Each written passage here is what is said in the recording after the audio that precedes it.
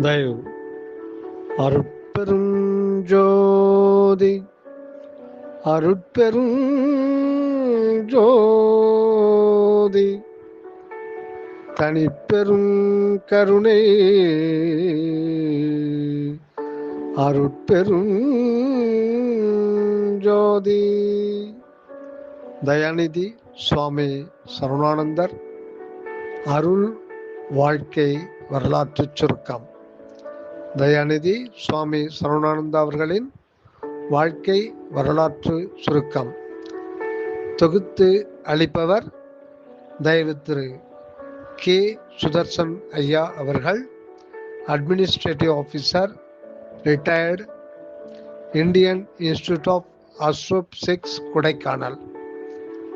நாள் 10/10/2010.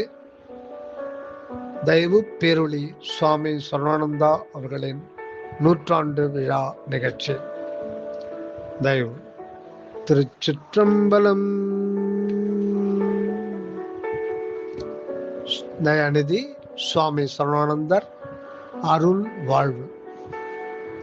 சுவாமிகளின் பிறப்பும் ஆரம்பகால வாழ்வும். சுவாமிகளின் பிறப்பும் ஆரம்பகால வாழ்வும்.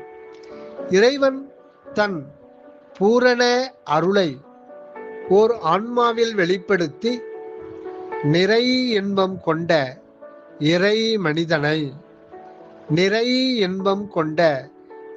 மனிதனை உலகம் காணச் செய்தது 30/1/1874 அன்று. ஆம், அவரே சிதம்பரம் ராமலிங்க அடிகளார்.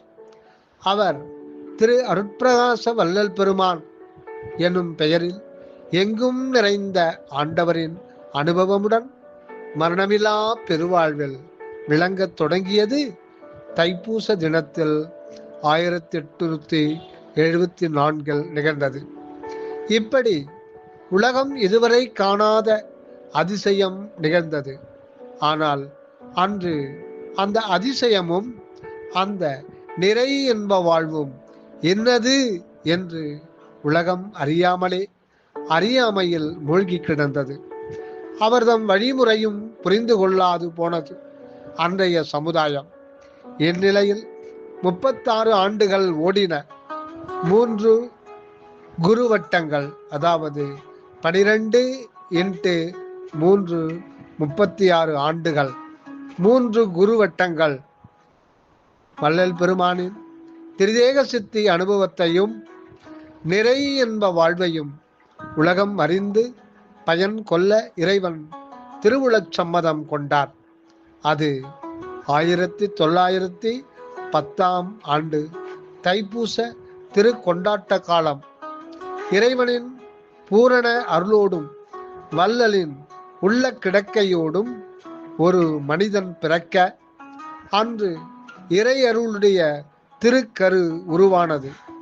இரக்கம் நிறைந்த இறை அருளுடைய தம்பதியர் திரு ரங்கசாமி, திரு கஸ்தூரி அம்மாள் அவர்களுக்கு அருட்குழந்தை பெரு வாய்ப்பு ஏற்பட்டது. 10 திங்கள் பாரெல்லாம் சிறக்கச் செய்யும் மகவின் வரவுக்கு ஊரெல்லாம் உலகெல்லாம் தவமாய் காத்து கிடந்தன. அந்த திருநாளும் வந்தது. அந்நாள் 19/11/1910 சனிக்கிழமை, கார்த்திகை மாதம், திருவாதிரை நட்சத்திரம் கொண்ட சுபதினம் ஆகும். அந்த திரு ஆதிரை இறைவனாகிய பரமான்மா, மனிதனாகிய ஜீவான்மா, பாசமாகிய மறைப்பு என பதி பசு பாச உண்மையை உட்கொண்ட திருவாதிரை நட்சத்திரத்தில் அந்த அருட்குழந்தை பிறந்தது. ஆம் ஆம், நம் சுவாமிகளின் புறப்பிறப்பு இதுதானாம்.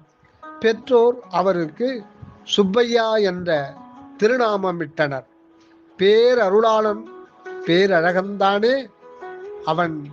தனி ஓர் ஆன்மாவில் அனுபவமாகி விலங்கலை குறிப்பதே இத்திருநாமம். சுவாமிகளின் தந்தையார் திண்டுக்கல்லைச் சேர்ந்தவர். ஆனால் சுவாமிகளின் தாயாரோ பொன்னேரி என்னும் கிராமத்தைச் சேர்ந்தவர். பொன்னேரி கிராமம் சுத்த சன்மார்க்கத்தின் முதற் பிள்ளையாகிய வள்ளல் அவர்களின் தாயார் சின்னம்மையார் பிறந்த ஊராகும். அக்காலத்தில் அவ்வளவு தூரத்தில் உள்ள குடும்பங்களுடன் சம்பந்தம் செய்வது என்பது அரிது. சன்மார்க்க சம்பந்தம் சுவாமிகளின் பிறப்பிலேயே உள்ளது என்பதை அறியும் போது மனம் நெகிழ்கின்றது.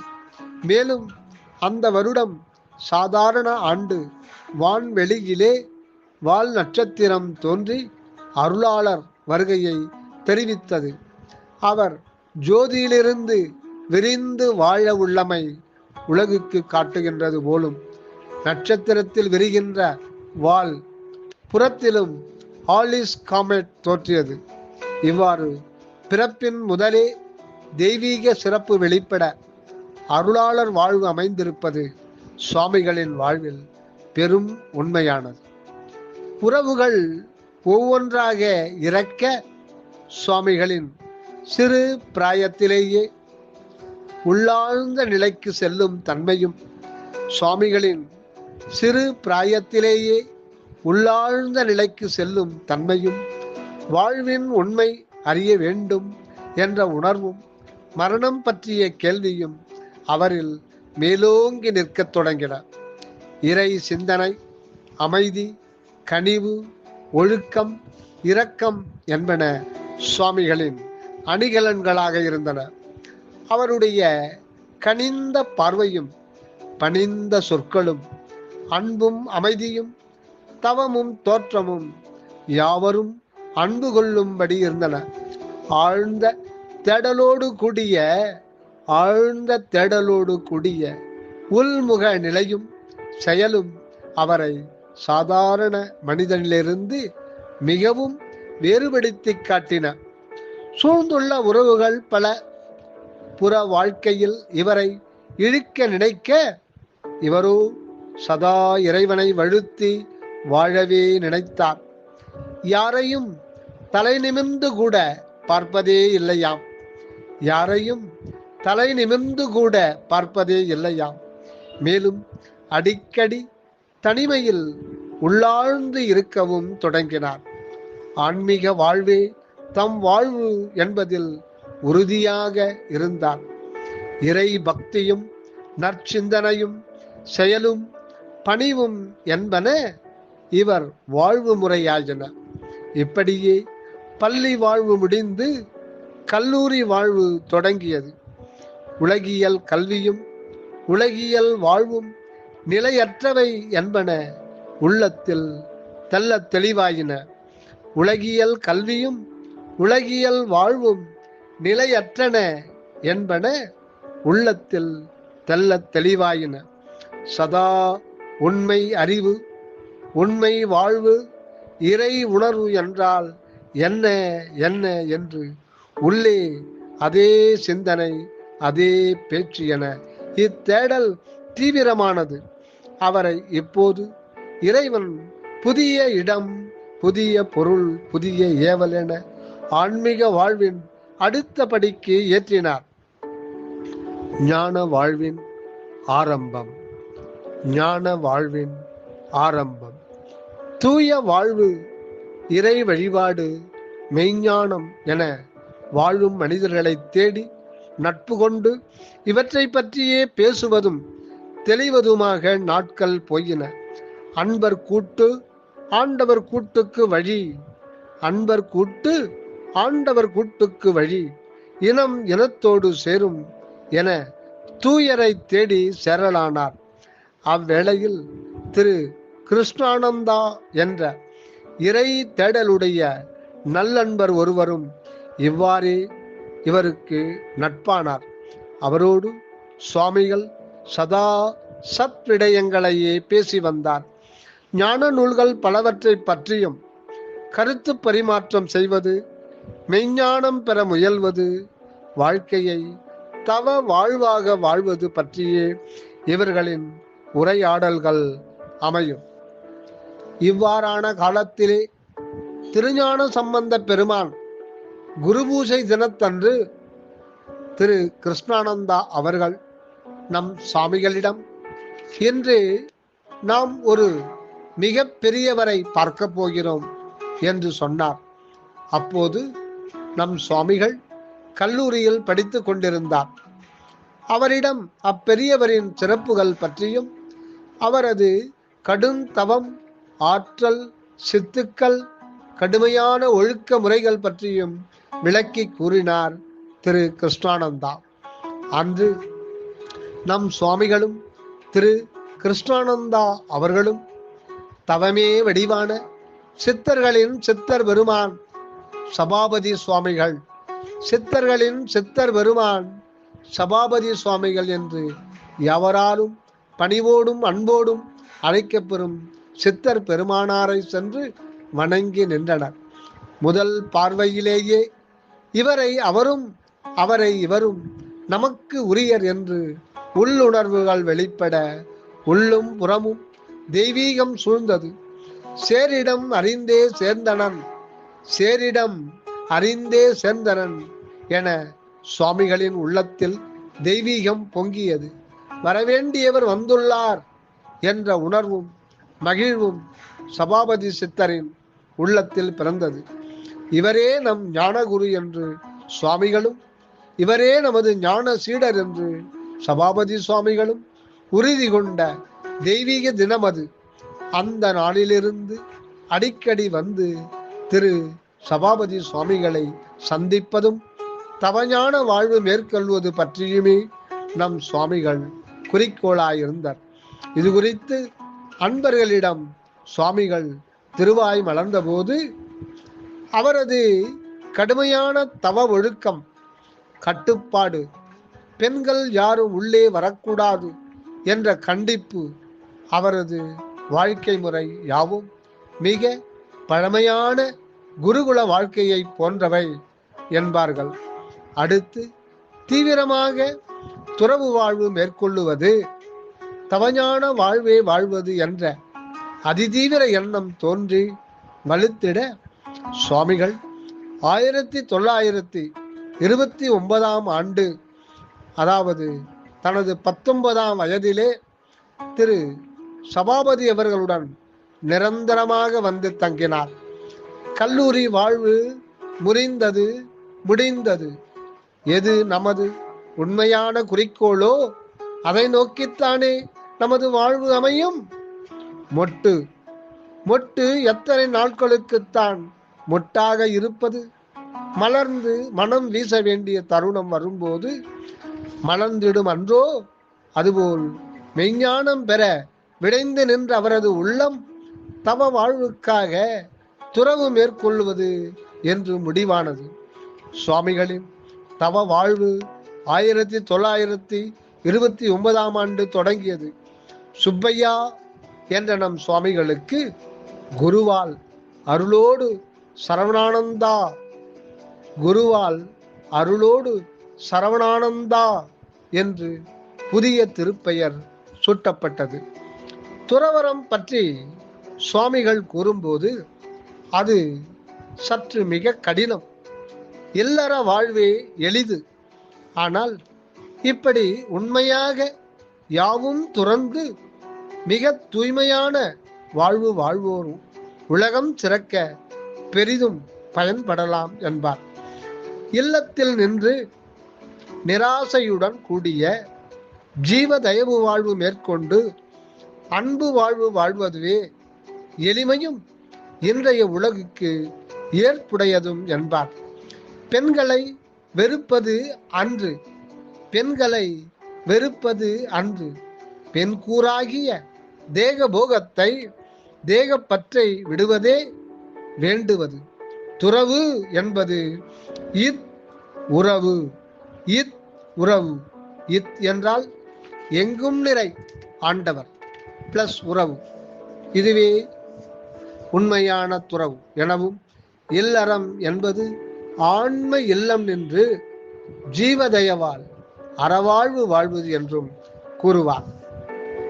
சுவாமிகள் தம் முதல் ஆன்மீக குருவாகிய சுவாமிகளிடம் சித்தாந்தம், வேதாந்தம், திருக்குறள், ஞானக்குறள், சித்தர் பாடல்கள், மற்ற மற்ற ஆன்மீக இலக்கியங்கள் என பல நூல்களை கற்பது, கேட்பது, விசாரிப்பது, உள்ளாழ்ந்து உண்மை தெளிவு பெற தேடுவது என விளங்கினார்.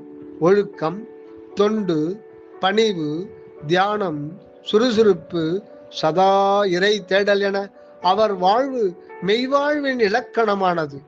ஒழுக்கம், தொண்டு, பணிவு, தியானம், சுறுசுறுப்பு, சதா இறை தேடல் என அவர் வாழ்வு மெய்வாழ்வின் இலக்கணமானது.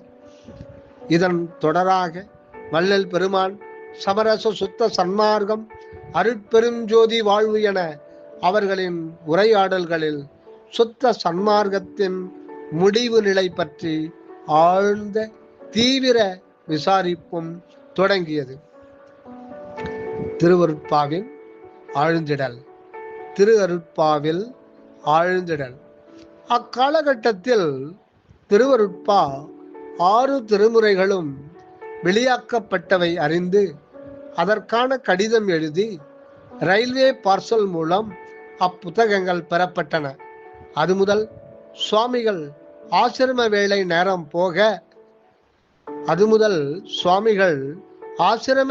நேரம் போக மீத நேரம் எல்லாம் திருவருட்பாவை வள்ளல் பெருமானிடமும் இறைவனிடமும் ஆழ்ந்து ஆழ்ந்து வேண்டி பயில ஆரம்பித்தார். இறைவனை உள்வேண்டி ஒவ்வொரு பாடலையும் ஆழ்ந்து பன்முறை படிப்பதும் மீண்டும் உள் வேண்டுவதும் என விளங்கலானார். உண்மையை அறியவும் அனுபவம் பெறவும் இரவும் பகலும் சதா ஆழ்ந்து ஆழ்ந்து தியானித்து அக்கருத்துக்களிலேயே லயிக்கலானார். 7 ஆண்டுகள் இவ்வாறு தியானிப்பதும் திருவருட்பாவையே ஊன்றி ஊன்றி பார்ப்பதும் சதா ஜீவதயவோடு வாழ்வதுமாக இறை வாழ்வு பெறுவதே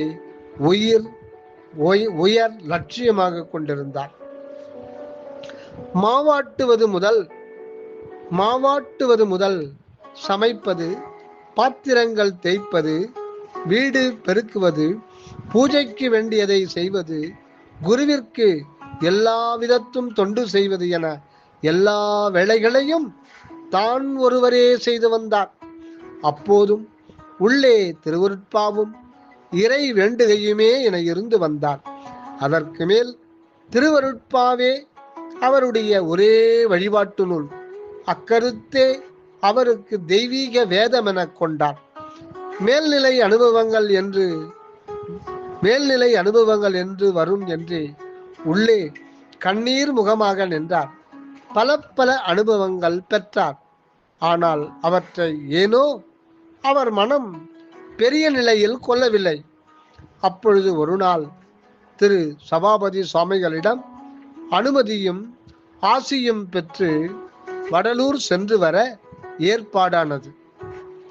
வள்ளலார் உருவாக்கிய தயா வள்ளல். வள்ளலார் உருவாக்கிய தயா வள்ளல். இது 1938ஆம் ஆண்டு சுவாமிகளும் சில அன்பர்களும் வடலூர் சென்றும் அங்கிருந்து மருதூர், கருங்குழி, மேட்டுக்குப்பம் சென்றும் அங்கங்கு வள்ளல் வாழ்ந்ததையும் அக அனுபவங்கள் பெற்றதையும் அகநோக்கில் உணர்ந்தனர். வள்ளல் தமக்கு உண்மை அனுபவம் பெற அருள் செய்ய வேண்டும். வள்ளல் தமக்கு உண்மை அனுபவம் பெற அருள் செய்ய வேண்டும் என்று மனம் கனிந்து உடலும் உயிரும் உள்ளமும் உருக வேண்டிய வண்ணமே அருட்சிந்தனையோடு மேட்டுக்குப்பத்தில் உறைந்திருந்தனர் சில நாட்கள். அன்றொரு நாள் காலை தீஞ்சுவை நீரோடையில் குளிக்க நம் சுவாமிகள் அன்பர்களுடன் சென்றார். அக்காலத்தில் வள்ளல் பெருமான் இந்த தீஞ்சுவை நீரோடையில் குளிப்பதுதான் வழக்கம்.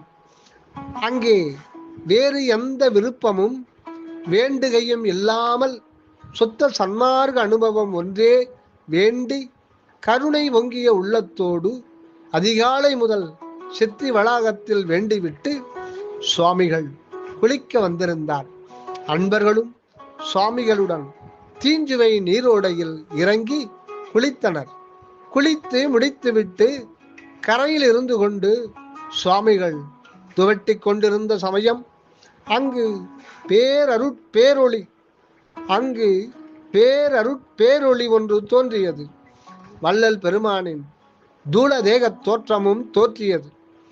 பச்சை கற்பூர மணமும் கமகம என்று கவழ்ந்தது. பெருமானின் தூளத் தோற்றம், ஜோதிமய சூழல், கற்பூர மணம் ஆகியவற்றை நினைக்கும் போது நமக்கே மயிர் கூச்சரிக்கின்றது. இந்த அனுபவ நிலை சில வினாடிகள் விளங்கியது. பின்னர் அவ்வடிவே ஜோதியானது. பின் சிறிய கூரிய ஒரு ஒளிப்பிழம்பானது. அப்படியே நம் சுவாமிகளை நோக்கி வந்து அவருடைய புருவ மத்தியிலே புகுந்து அவரை கலந்து கொண்டது. சுவாமிகள் மீண்டும் ஒருமுறை பார்ப்போம். அங்கு சுவாமிகள் தீஞ்சுவை நீரோடையிலே அதிகாலையில் குளிக்க வந்தார்கள். அன்பர்களும் சுவாமிகளுடன் தீஞ்சுவை நீரோடையில் இறங்கி குளித்தனர். குளித்து முடித்துவிட்டு கரையில் இருந்து கொண்டு சுவாமிகள் தலையை துவைத்துக் கொண்டிருந்த சமயம் அங்கு பேரொளி ஒன்று தோன்றியது. வள்ளல் பெருமானின் தூள தேக தோற்றமும் தோற்றியது. பச்சை கற்பூர மணமும் கமகம என்று கமழ்ந்தது.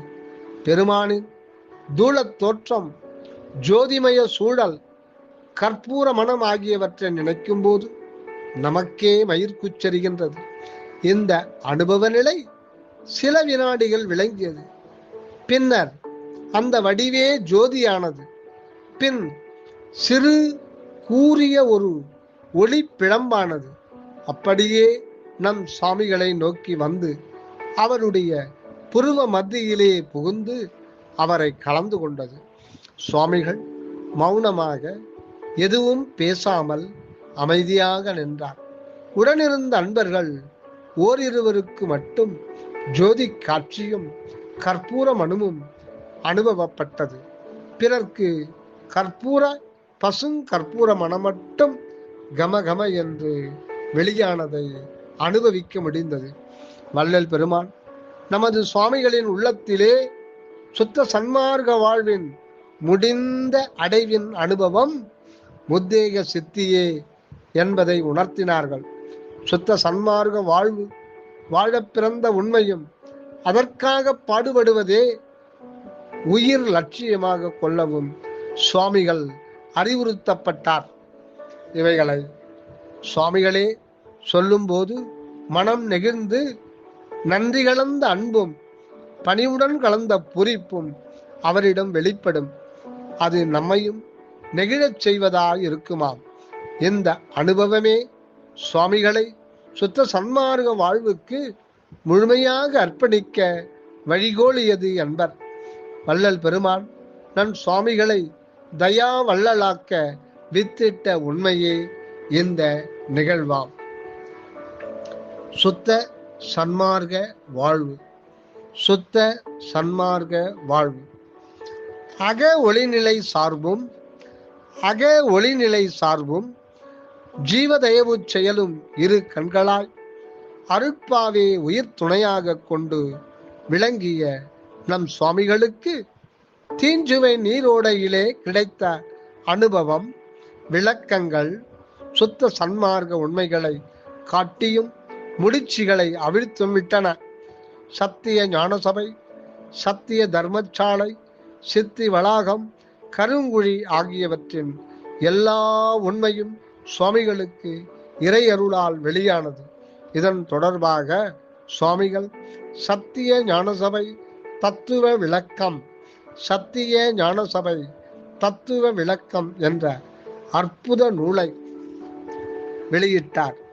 அதில் உள்ள கருத்து விளக்கங்கள் அன்பர்கள் பலருக்கும் சுத்த சன்மார்க்க தெளிவையும் வாழ்வையும் வழங்கின.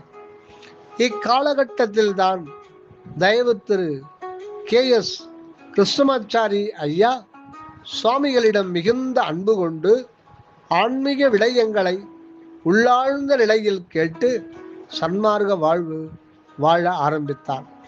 மேற்கொண்டு சுவாமிகளின் வழிகாட்டுதலோடு நைஷ்டிக பிரம்மச்சாரியாக வாழ்வது என உறுதி பூண்டு சுவாமிகளுக்கு துணையாகவும் விளங்கலானார். சுவாமிகள் சத்விசார தியானமே மேற்கொண்டும் பரோபகார வாழ்வே வாழ்வதும் என விளங்கலானார். இது விடயமாக தமது குரு சபாபதி சுவாமிகளிடமும் அன்பர்களிடமும் அடிக்கடி பேசுவதும் அதே சிந்தனை சொல் செயல் எனவும் விளங்கலானார். இறைவனிடமும் வள்ளல் பெருமானிடமும் அகநிலை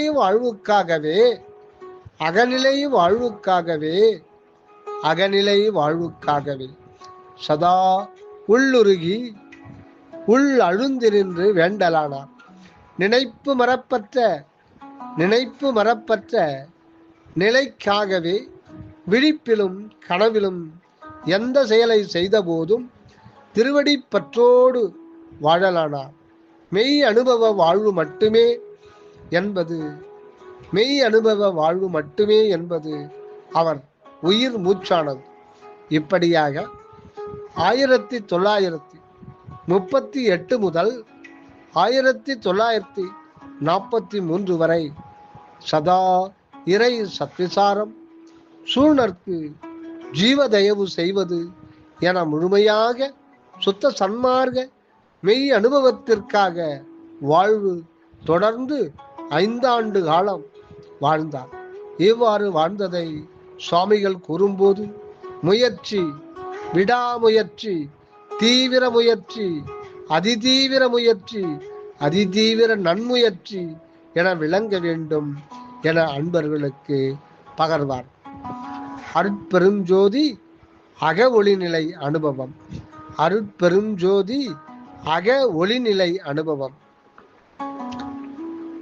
சுத்த சன்மார்க்கம் வழிபாட்டை தொடர்ந்த செயல்பாடு என செயல்பாட்டுடன் கூடியதாகும். அதாவது வழிபடு பொருளாகிய நிலை மெய் அனுபவமுடன் அந்நிலை நின்று சதா செயல்படுதல் ஆகும். சதா ஜீவதயவாக கடவுள் நிலை அனுபவம் பெற விளங்கல் என்று வாழ்ந்த அவர் வாழ்வு அணுவளவும் வேறு அவா எல்லா நிலையை பெற்றது.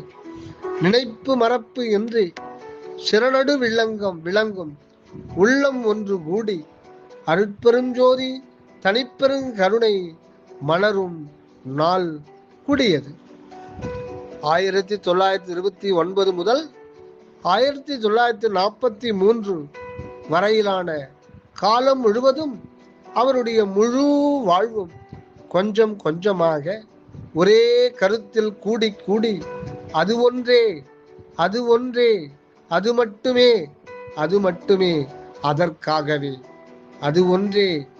மட்டுமே அதற்காகவே என வாழ்ந்த உண்மையை நாம் தயவோடு நினைத்து பண்படுவோமாக. வள்ளலே யாவருக்கும் அப்படியான வாழ்வு தருவாராக.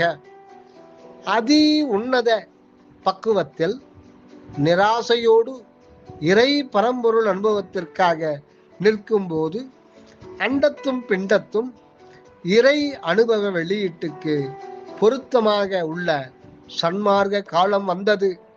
கலிகாலம் முடிந்ததாகவும் சன்மார்க்க ஞான சித்தர்கள் காலம் இனி அளவற்ற நெடுங்காலம் விளங்க எல்லாம் வல்ல பரம்பொருள் ஆணை செய்வதாக. அருளாளர்கள் உணர்ந்த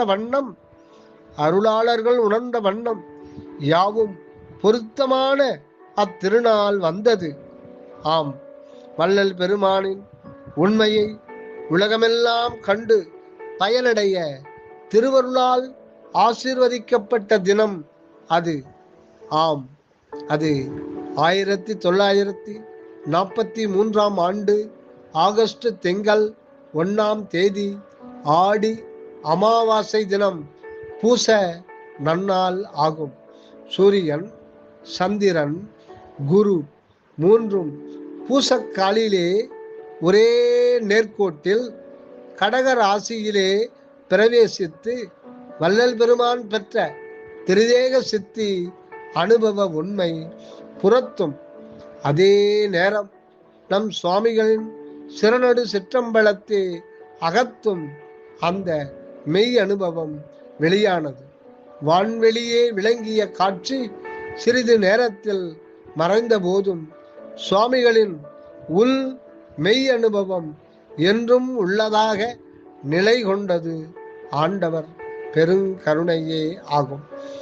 1874 தைப்பூச தினத்தே வள்ளல் பெற்ற அனுபவ உண்மை உலகிற்கு 69 ஆண்டுகள் கழித்து 1943 ஆடி பூச தினத்தே சுவாமிகள் மூலம் வெளியானது.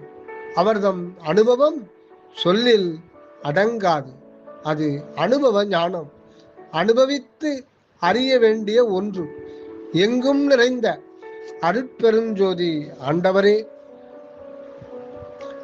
ஒவ்வொருவருக்கும் உண்மையில் குருவாக, எங்கும் நிறைந்த அருட்பெருஞ்சோதி ஆண்டவரே, ஒவ்வொருவருக்கும் உண்மையில் குருவாக உள்ளிருந்து பூரண மெய்யின்ப வாழ்விற்கு ஏற்றி கொண்டிருப்பதை உணர்ந்தார்.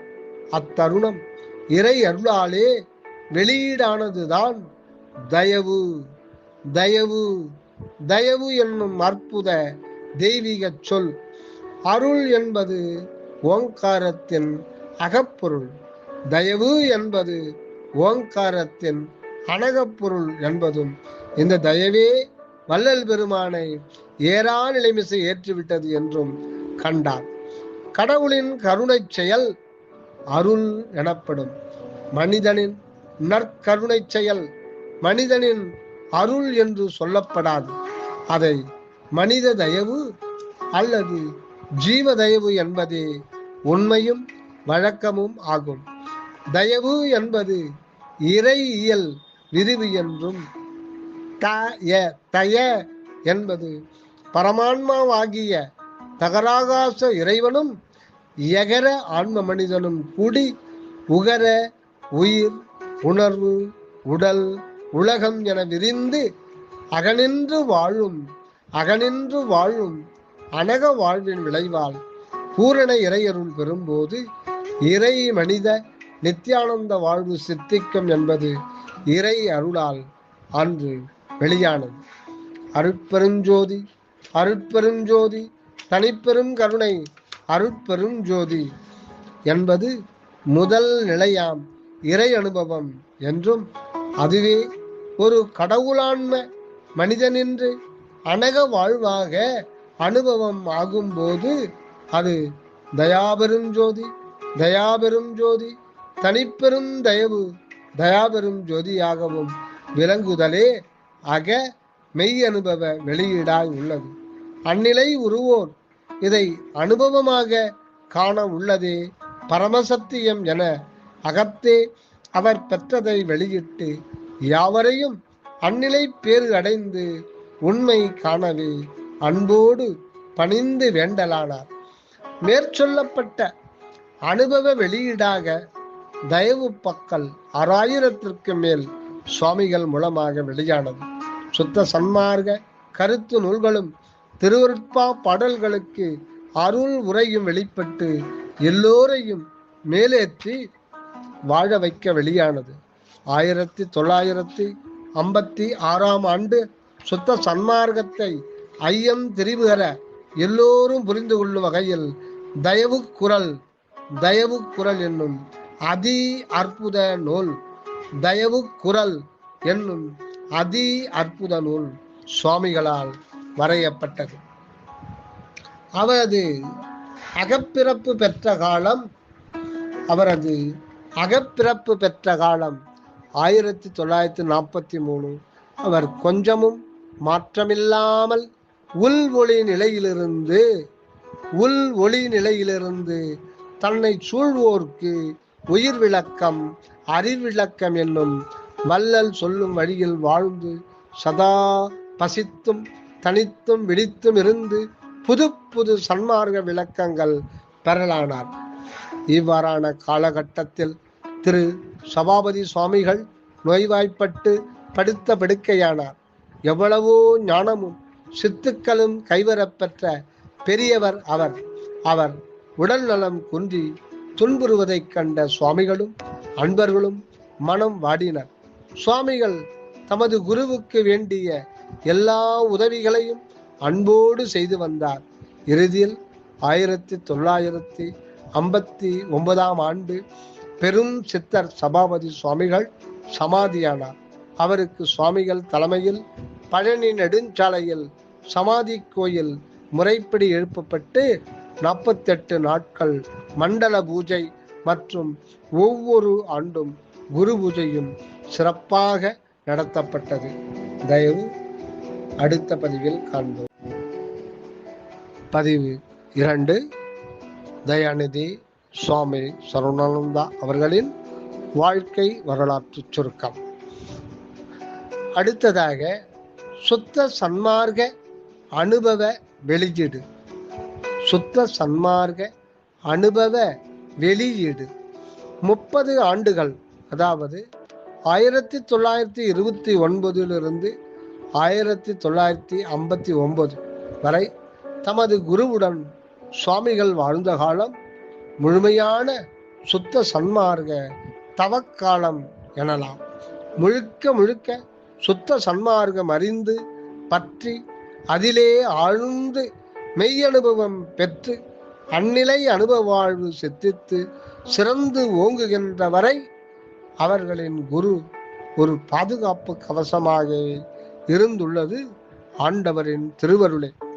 சுவாமிகள் 1960களிலேதான் அகவல் விளக்க அருளுரை வரைந்தார்கள். தினமும் 2 அகவல் வரிகளுக்கு விளக்கம் முதலில் சுருக்கமாக எழுதத் தொடங்கி பின்னர் மிக விரிவாக அற்புத உரை எழுதப்பட்டது. வேறு பல முக்கிய நூல்களும் எழுதப்பட்டன. அன்பர்களின் கடிதங்களுக்கு சுவாமிகள் அனுப்பிய பதில்கள் அன்பு மலர்கள் என எழுதி வைக்கப்பட்டன. மேலும் வரும் வெளியூர் அன்பர்களுக்கு உணவு வெள்ளிதொறும் சிலருக்காவது அன்னம் பாலிப்பது என சுவாமிகள் தாமே சமைத்து பரிமாறினார். உண்டவர்களுக்கு அதன் சுவையும் பெருமையும் ஜீவதயவு செய்யும் முறைமையும் மறக்கவே முடியாதாம். ஜீவகாருண்ய உயிர் விளக்கம் அறிவு விளக்கம் என்பதை அவரே செய்து அன்பர்களுக்கு வழிகாட்டினார் என்றால் மிகை ஆகாது. அவரது ஒவ்வொரு அசைவிலும் அவர்தம் வாழ்வு நமக்கு சன்மார்க்க வாழ்வுக்கான பாடமாகவே இருந்தது என்பதே சத்தியம். எல்லா உயிரையும் தம்முயிர் போல் பார்ப்பது எவ்வாறு என்பதை அவரிடமே அன்பர்கள் கேட்டறிந்தனர். அன்பர்கள் வருகை அதிகமாக தொடங்கியது. அவரது நூல்கள் கொஞ்சம் கொஞ்சமாக வெளியிடலாயின.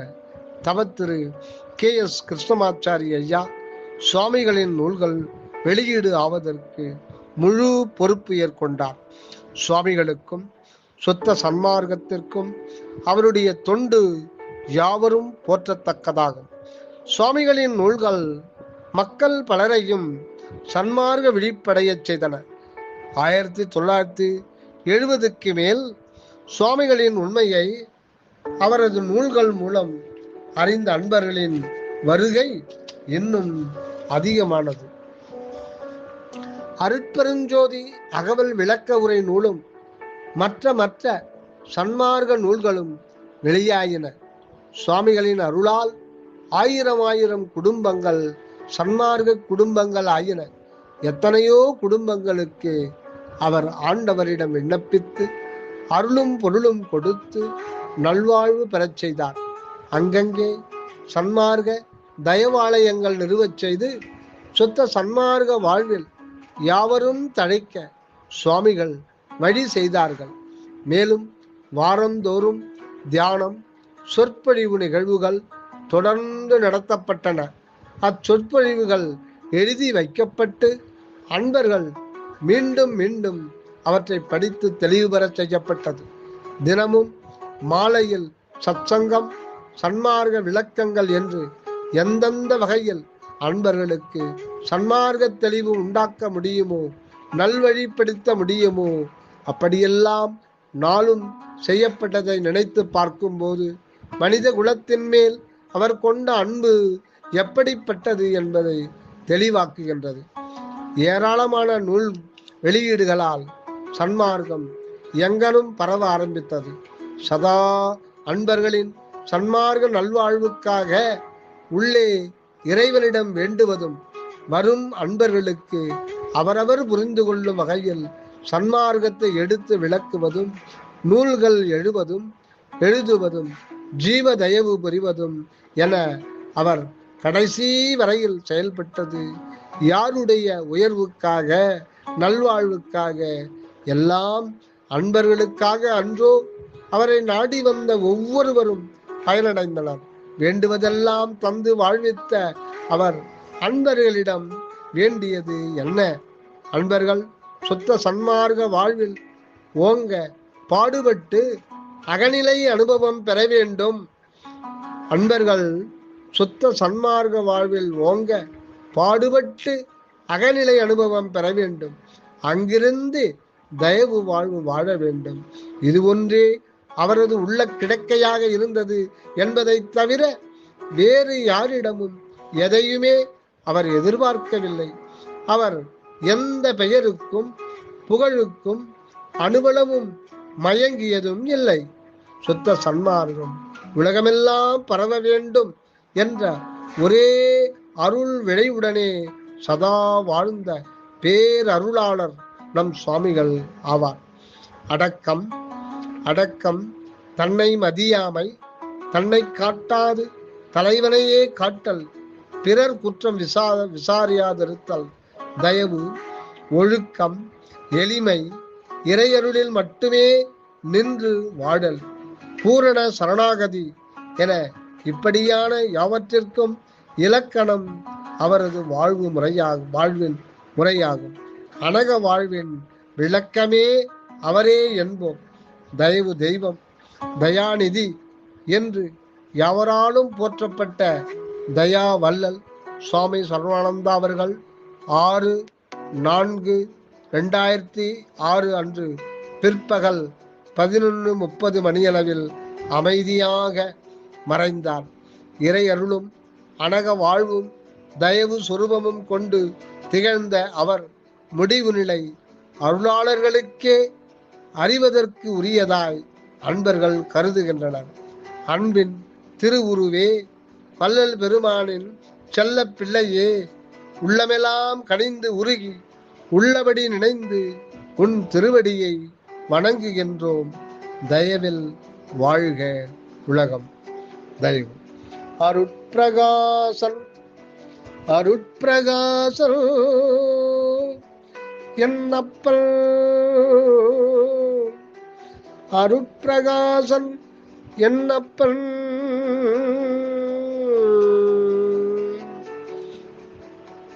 சக்தி ஐங்கரன் முருகு பதத்துணையே காப்பு, தயாநிதியே தயவு தெய்வமே,